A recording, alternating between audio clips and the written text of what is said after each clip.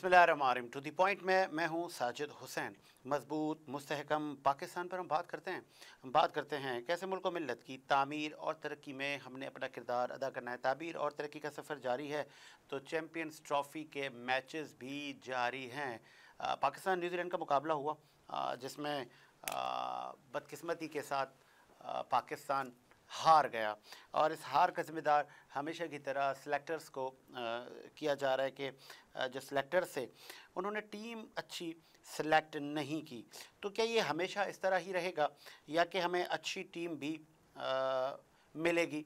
इस पर भी हम बात करेंगे। फिर हम बात करेंगे मुल्क में मौजूदा सियासी सूरत हाल किस सिमत जा रही है, आगे क्या होने जा रहा है, मईशत किस सिमत जा रही है, PTI का मुकद्दर क्या है, दहशतगर्दी से तमाम मौज़ूआत पे बात करेंगे।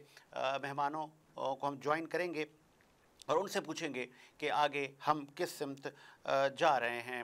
और फिर हम बात करेंगे ये जो मैचेस हो रहे हैं इस मैचेस में PCB का जो किरदार है वो कितना अच्छा रहा। और इस वक्त हमें ज्वाइन किया है, आप एक्सपेंस वेबसाइट के चीफ ऑर्गेनाइज़र हैं अजीज़ अहमद अवान साहब ने हमें ज्वाइन किया है। सर खुश आमदीद कहेंगे शो में अजीज़ अहमद अवान साहब। जी जी बहुत शुक्रिया साजिद भाई। अवान साहब, मैं चूँकि दहशतगर्दी का वाक़या हुआ, बस से उतार कर CNIC देख कर लोगों को, आम लोगों को, मासूम लोगों को शहीद करने का सिलसिला जारी है, क्या कहेंगे? देखें, हमने पहले भी इस बात की मजम्मत की है और अब भी मजम्मत करते हैं कि जो इस तरह के वाक़यात हैं वो पाकिस्तानी अवाम को आपस में लड़ाने और इन चीज़ों को हवा देने के बराबर हैं कि यहाँ पर शायद बलूचिस्तान के लोग जो हैं वो पंजाब के लोगों को पसंद नहीं करते और इस तरह के वाक़यात आए दिन होते रहते। लेकिन ये दुश्मन की एक बहुत बड़ी चाल है, ये पाकिस्तानी भी नहीं है, ये बलूची भी नहीं है जो इस तरह के जुल्म कर रहे हैं, क्योंकि हमारा आपस में बड़ा प्यार मोहब्बत है और जिंदगी हमने इस तरह गुजारी है कि कोई हमारे दरमियान इस तरह के वाक़यात पैदा नहीं कर सका कि ये पंजाबी है, ये पठान है, या बलोच है, या सिंधी है, ये उर्दू स्पीकिंग है। हम सब एक ही हैं और पाकिस्तानी हैं और यकीनन ये वाक़या बड़ा जो है ना वो काबिल मजम्मत है और उन लोगों को पकड़ कर सजा मिलनी चाहिए जो इस तरह की चीज़ें फैला रहे हैं। अच्छा, ये भी बताइएगा अजीज़ अहमद अवान साहब, एक पहला खत, दूसरा खत, तीसरा खत, बानी PTI खतों किताबत कर रहे हैं, चीफ ऑफ आर्मी स्टाफ, लेकिन चीफ साहब तो बाहर गए हुए हैं, लंदन गए हुए हैं, उनको तो बड़े गॉड ऑफ ऑनर दिए जा रहे हैं, वो तो सरकारी दौरों पर हैं। तो ये खान साहब किसको खतों किताबत कर रहे हैं और इसका नतीजा क्या है? क्या ये खत को हम ऐसा समझें कि ये माफ़ीनामा है? ये आप इसको सब कुछ ही समझ सकते हैं। ये आप इनकी बातें सुन लें, ये कह रहे थे हम माफी नहीं मांगेंगे, हम किसी से रिक्वेस्ट नहीं करेंगे और आप खत लिख रहे हैं और रॉन्ग जगह पे खत लिख रहे हैं। यहाँ पे कोई सुनवाई नहीं होगी, ना खत खोला जाएगा ना पढ़ा जाएगा। उसकी वजाहत आपने सुन ली है। खत लिखना है तो वज़ीर आज़म को लिखें, सदर पाकिस्तान को लिखें, सियासी जमातों के कायदीन को लिखें, मिल बैठ मसले का हल निकाल लें। अगर उन्होंने अपने केसों का रिलीफ लेना तो अदालतों का रुख करें। तो वो गलत जगह पे अभी भी वो खत लिख के वो अदारे के लिए कोई नेकनामी नहीं पैदा कर रहे, वो बदनामी का बायस बन रहे हैं। अच्छा, फिर मुझे ये बताइएगा, असद कैसर कह रहे हैं कि हम बैकडोर रवाबित पर यकीन नहीं रखते, मुज़ाकरात का अमल चलना चाहिए। दूसरी जानिब हुकूमत वक्त कह रही है जलसे, जुलूस और रैलियों की अब इजाज़त नहीं दी जाएगी। क्या ये फैसले अच्छे हो रहे हैं? जी देखिए, बिल्कुल ऐसा ही है कि ये तो असद कैसर साहब जो उन्होंने कहा है उनका ये जाती होगा मौक़िफ़ या उनकी पार्टी का, तो कौन उनको कहता है कि इस तरह के रास्ते करें। हुकूमत ने उनको मुज़ाकरात की पेशकश दी थी जिससे वो भाग गए। हुकूमत तो अभी पूरा उम्मीद है कि वो आए और बैठे तो मुज़ाकरात करें ताकि मुज़ाकरात से ही मसाइल का हल निकाल ले। जहाँ पे जलसे जुलूसों की बात है तो आपको पता है हमारे मुल्क में चैंपियन ट्रॉफी होने जा रही है और यहाँ पे हमारी जो क्रिकेट बोर्ड के चेयरमैन है मोहसिन नकवी साहब, वो बड़ी मुबारकबाद के मुस्तक हैं कि जिन्होंने 29 साल के बाद बिलाहर अपनी मेहनत दिन रात की काविशों के बाद पाकिस्तान में इतना बड़ा इवेंट कराने का जो सेहरा उनके सर पर है और अल्लाह का शुक्र है कि वो शुरू हो गया है। तो यकीनन उनके होते हुए यहाँ पे कोई जलसा जुलूस या अफरा तफरी का आलम की इजाजत तो नहीं दी जा सकती और दुआ गो है कि अल्लाह ताला जिस तरह उन्होंने मेहनत की है उसका उसको समर भी मिले और ये टूर्नामेंट जो है वो कामयाबी से जो है मुकम्मल हो और तमाम जो हमारे यहाँ पे टीमें आई हुई हैं वो यहाँ पे आके एंजॉय भी करें और एक अच्छा इमेज लेके वापस जाएं। ये भी मुझे बताइएगा, चूंकि आपने नकवी साहब की बात की, ग्राउंड को लेकर उन पर बड़ी पहले तनकीद कर रहा था, स्पेशली हमारा दुश्मन मुल्क, हम मैं उसको कहूँगा, जो कि कोई मौका जाने नहीं देता भारत। वो कह रहा था कि आपके तो स्टेडियम ही टूटे हैं, आप ये कैसे करवाएंगे इंटरनेशनल इवेंट। लेकिन मोहसिन नकवी ने वो अगर कहीं शहबाज स्पीड दिखाई है तो मेरे ख्याल में बेहतर है, ये बहुत अच्छा उन्होंने काम किया है, अप्रिसिएशन तो बनती है। जी बिल्कुल, उन्होंने देखे कराची स्टेडियम, लाहौर स्टेडियम और रावलपिंडी, ये सारा काम उन्होंने बर वक्त करवाया, अपनी निगरानी में करवाया। और इंटरनेशनल सतह पे भी उन्होंने पाकिस्तान क्रिकेट बोर्ड का मुकदमा बड़े जुर्रत और हिम्मत के साथ लड़ा है।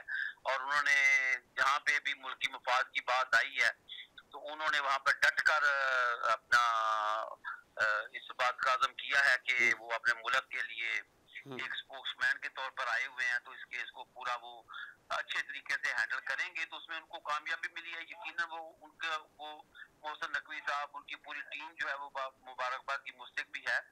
और यकीनन जो लोग अच्छे काम करते हैं, जो दिन रात की मेहनत करके मुल्क के लिए इज्जत का बायस बनते हैं, उनके लिए चार अल्फाज मुंह से अच्छे बोल देना कोई बुरी बात नहीं है। लेकिन यहाँ पे बदकिस्मती ये है कि शायद लोग नाम पढ़ के या लोगों को एक ये उनके हसरत हो चुकी है कि उन्होंने मुखालफत ही करनी है। सही। तो मेरा ख्याल है कि उनकी तरफ नहीं देखना चाहिए, ये देखना ये चाहिए कि मुल्क की मफाद में क्या चीजें बेहतर है। really appreciate। और अल्लाह का शुक्र है कि इस पर मैं तो यही कहूंगा कि मोहसिन नकवी साहब जो हैं वो बड़े मुबारकबाद के मुस्तहिक भी हैं। और उन्होंने पाकिस्तानी अवाम और पाकिस्तान के लिए जो इकदाम इतने अच्छे करवाए हैं ये क्रिकेट के हवाले से, और पाकिस्तानी अवाम जो इस टूर्नामेंट को एंजॉय करेगी, तो इस पर दिली तौर पर हम उनको मुबारकबाद पेश करते हैं। एक आखिरी मेरा आपसे सवाल है अवान साहब, चूंकि वो मरवत साहब पार्टी से उनको किक ऑफ कर दिया गया है, निकाल दिया गया है पीटीआई से, क्या दीगर लोग भी अभी निकलेंगे पार्टी से, और बहुत सारे लोग भी अलविदा उनको कहा जाएगा?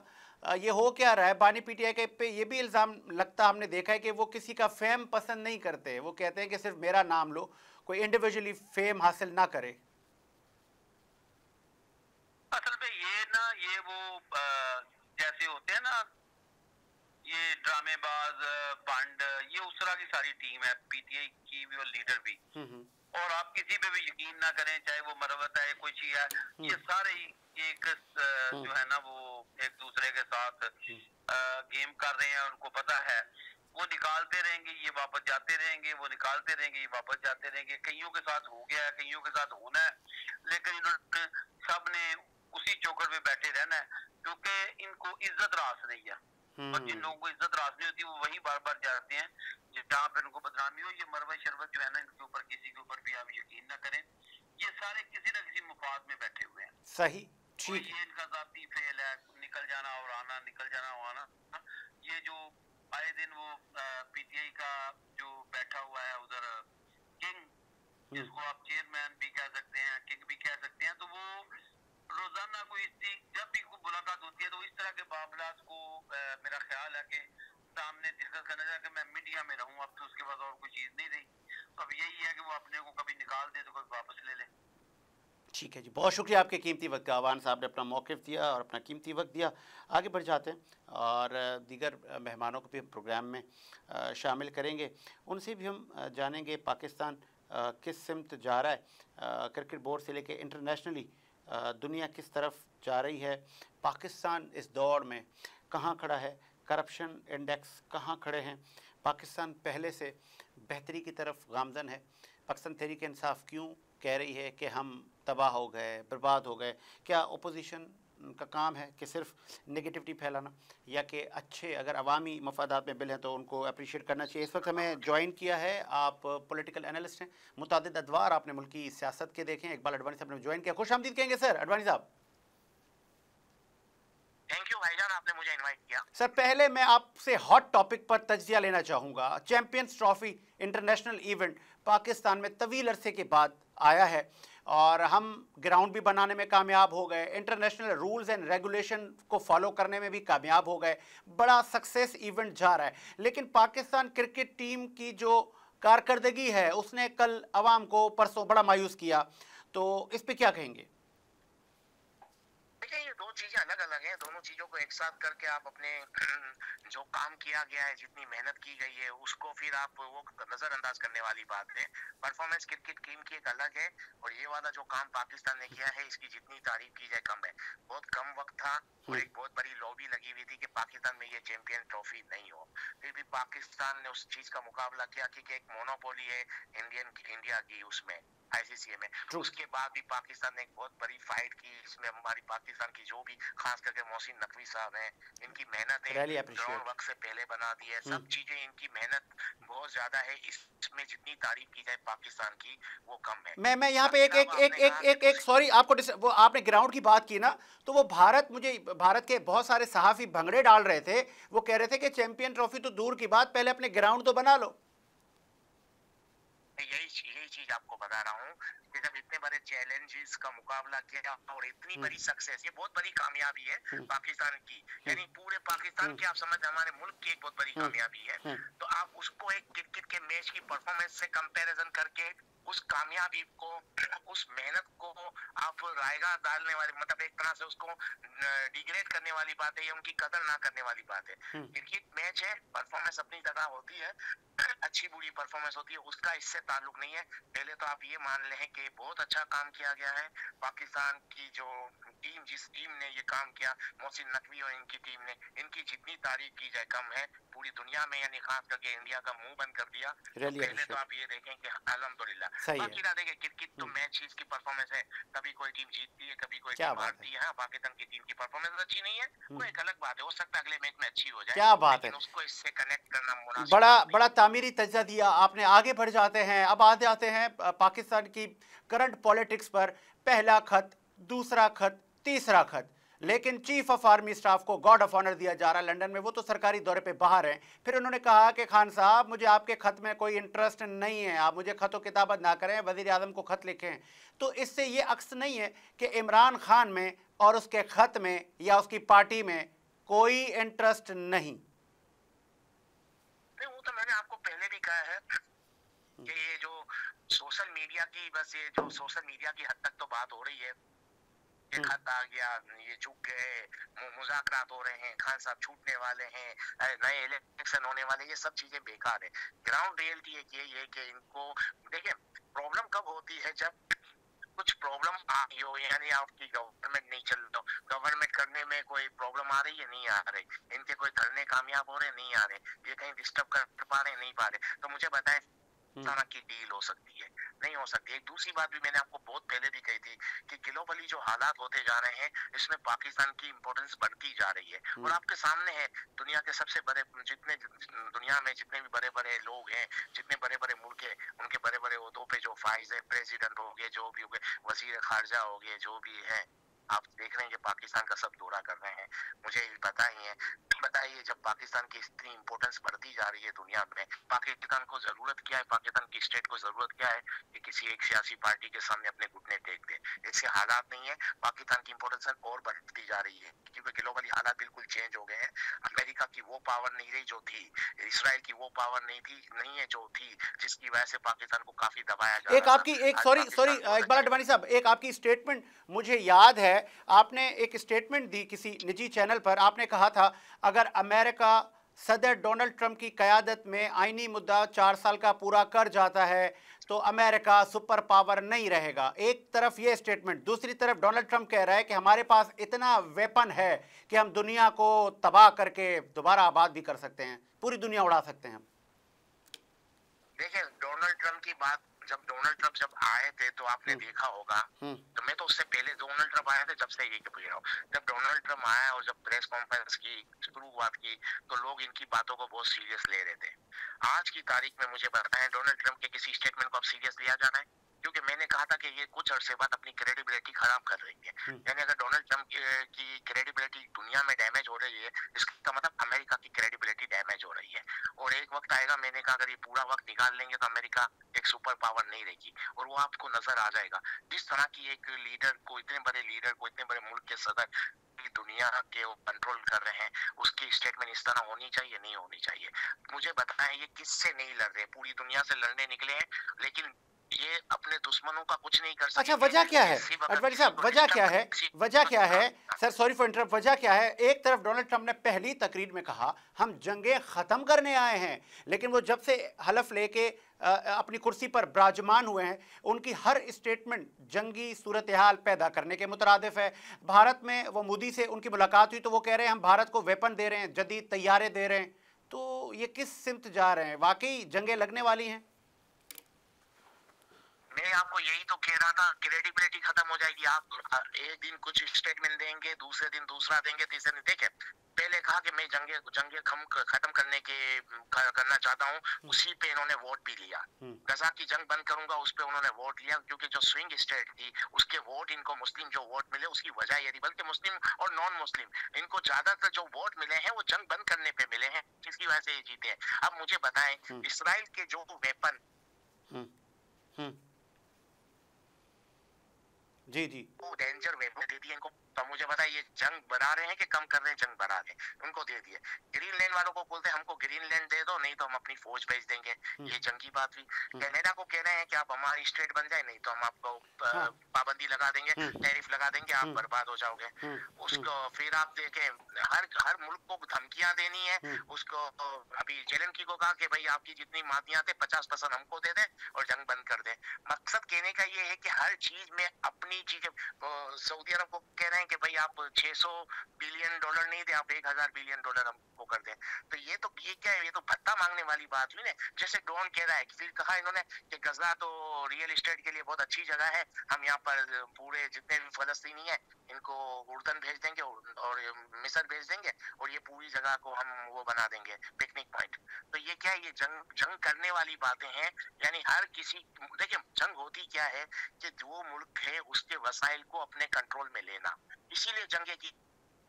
सही सही, ठीक उनकी मदमातियात हैं, जो भी उनकी जमीन है अपने कब्जे में लो, उनके वसाइल अपने पास ले लो, उसी को जंग। क्या पाकिस्तान, अडवाणी साहब, सर सॉरी फॉर इंटरप्ट, क्या पाकिस्तान भी तैयार रहे? इस तरह की स्टेटमेंट पाकिस्तान के लिए भी आ सकती है जो कि भत्ता मांगने के मुतरादिफ हो? देखिए, पाकिस्तान को पहले तो हम लोग पाकिस्तानियों को एक बात दिमाग में बिठा लेनी चाहिए कि पाकिस्तान इतना कमजोर मुल्क नहीं है जितना हम मीडिया पे रोज आके कहते हैं कि अमेरिका से कॉल आ जाएगी और हमारी रियासत घुटने टेक देगी। नहीं, पाकिस्तान इतना कमजोर मुल्क नहीं है। पाकिस्तान एक अच्छी पावर, बहुत बड़ी पावर है, लेकिन पाकिस्तान को अगर कोई कमजोर समझता है, सबसे ज्यादा वो पाकिस्तानी खुद है समझते हैं। पाकिस्तान को पहले तो ये समझने इतनी कमजोर पावर नहीं है कि अमेरिका से कोई लेटर आ जाएगा, अमेरिका से कोई कॉल आ जाएगी और हमारी रियासत घुटने टेक देगी। ऐसा नहीं होगा, ऐसा हो ही नहीं सकता। अल्हम्दुलिल्लाह पाकिस्तान हर चीज के लिए तैयार है, उनको फेस करेगी और आप देखना उसका रिप्लाई भी बहुत अच्छा आएगा। और पाकिस्तान को अल्हम्दुलिल्लाह आज बहुत अच्छी ताकत है और काफी मुकाबला कर सकती है पाकिस्तान। पाकिस्तान का डिफेंस बहुत मजबूत है, पाकिस्तान की मिलिट्री बहुत मजबूत है, पाकिस्तान एक मजबूत कंट्री है। अमेरिका कुछ भी बोले, लेकिन पाकिस्तान मुझे लगता है आज की तारीख में वही फैसले करेगा जो पाकिस्तान के लिए फायदेमंद होगा, उसके अलावा पाकिस्तान कुछ नहीं करेगा। अब जरा लास्ट में एक तामीरी सवाल मैं आपसे कर लूं, चूंकि आपके मुतादिद बिजनेसेस भी हैं और फिर आपकी मईशत पर बड़ी गहरी नज़र रहती है। कंस्ट्रक्शन का शोबा, तामीरी शोबा, रियल एस्टेट सेक्टर, ये सारे एक ही, और फिर उनके साथ अलाइड इंडस्ट्री भी जुड़ी हुई हैं। क्या उनमें खुशी की लहर है या कि वही मामलात चल रहे हैं? दूसरा मेरा एक बड़ा मासूमाना सवाल है, ये जो बिल्डर हजरात हैं जो बड़ी बड़ी बिल्डिंगें बनाते हैं, मुतादिद बिल्डिंगें इनकी बनी हुई हैं जो कि आबाद के बड़े ओहदेदार हैं, आबाद के मेंबर हैं, इन पर यह भी तो इल्ज़ाम है कि ये अवाम से पैसे ले लेते हैं लेकिन अवाम को डिलीवर नहीं करते टाइम पर। देखिए, ये तो कोई भी ऐसा बिल्डर है जो आवाम से पैसे ले लेता है और उसको डिलीवर नहीं करता, तो वो तो एक चीटिंग हो गई। तो इसका मतलब ये नहीं हुआ कि हर बिल्डर ऐसा है। देखिए, हर फील्ड के अंदर, हर सेक्टर में कहीं ना कहीं तो अच्छे लोग और बुरे लोग होते हैं। सब बिल्डर ऐसे नहीं है, सब बिल्डर अच्छे नहीं है, तो सब बिल्डर बुरे भी नहीं है। तो ये तो एक अलग बात हो गई। और जो बिल्डर भी आवाम के साथ यानी समझें कि उससे कमिटमेंट पूरा नहीं करता, तो वो ज्यादा अरसा मार्केट में सर्वाइव नहीं कर सकता, कुछ अरसे में वो मार्केट हो जाता है। जो भी बिल्डर कमिटमेंट पे पूरा नहीं उतरता तो वो अपना ज्यादा नुकसान कर रहा है, अपनी मार्केट में क्रेडिबिलिटी खत्म कर देता है। कुछ अरसे बाद वो मार्केट में सरवाइव नहीं कर सकता। ये तो हर बिल्डर की अलग अलग कहानी है। कुछ बिल्डर हैं जो इस तरह करते हैं तो कुछ अरसे बाद वो मार्केट से आउट हो जाते हैं।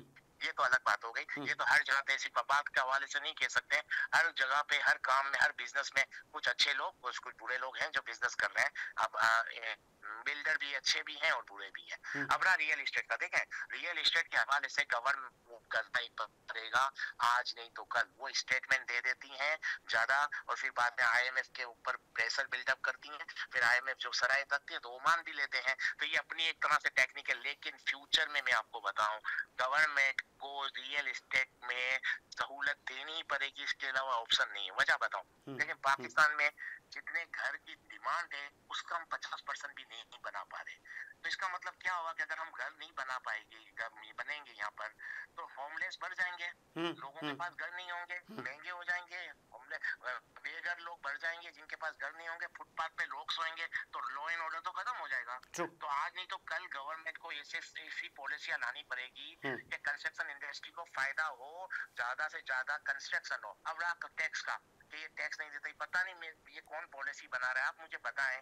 जब एक फ्लैट भी बनता है तो उसमें कितनी इंडस्ट्रियों का मटेरियल लगता है? 40 से 50। सीरिया लगता है, मतलब स्टील लगता है, सरिया, सीमेंट, रेती, बजरी, बहुत कुछ है। वो तो टैक्स देती है, सीमेंट वाले टैक्स देते हैं। जितनी भी इंडस्ट्रियां हैं जिससे वो वाबस्ता है वो काम, वो हर इंडस्ट्री तो टैक्स देती है। तो फिर टैक्स तो आपको मिल ही रहा है ना। वैसे भी 16% टैक्स आप जमा कर रहे थे, अभी 6% पे आ गया। तो मकसद कहने का, आप जितना अगर रियल एस्टेट को रोकोगे इतना पाकिस्तान के लिए भी नुकसानदेह है। आम आदमियों के लिए घर की अप्रोच नहीं हो, घर नहीं ले पाएंगे, वो बेघर हो जाएंगे। तो क्या मकसद हुआ? टैक्स भी मिल रहा है, इंडस्ट्रियां चलेंगी, रोजगार मिलेगा। एक इंडस्ट्री से आप सोचें कितनी, एक यानी कंस्ट्रक्शन इंडस्ट्री से, यानी जितनी भी रियल एस्टेट से कितनी इंडस्ट्रियां फायदा उठा, कितनी इंडस्ट्री का काम चल रहा है, कितना रोजगार जनरेट हो रहा है। सस्ते घर बनेंगे तो जो बेघर लोग हैं उनको घर मिल जाएंगे, वो रोडों में सोएंगे नहीं। तो एक चीज पे अगर आप सहूलत नहीं देंगे तो पाकिस्तान के लिए मुझे लगता है सर्वाइव करना मुश्किल हो जाएगा। इस पे आज नहीं तो कल गवर्नमेंट को सबको सपोर्ट करना पड़ेगा, फैसिलिटी देनी पड़ेगी, अदरवाइज मुल्क के लिए प्रॉब्लम हो जाएगी। ठीक है जी, बहुत शुक्रिया आपके कीमती वक्त का। इकबाल अडवाणी साहब ने अपना कीमती वक्त दिया और अपना कीमती मौक़िफ़ दिया। इसी उम्मीद के साथ मेरा मुल्क शाद आबाद रहे। मुझे साजिद हुसैन को इजाज़त दीजिए। मुलाकात होगी प्रोग्राम के साथ। अल्लाह हाफ़िज़।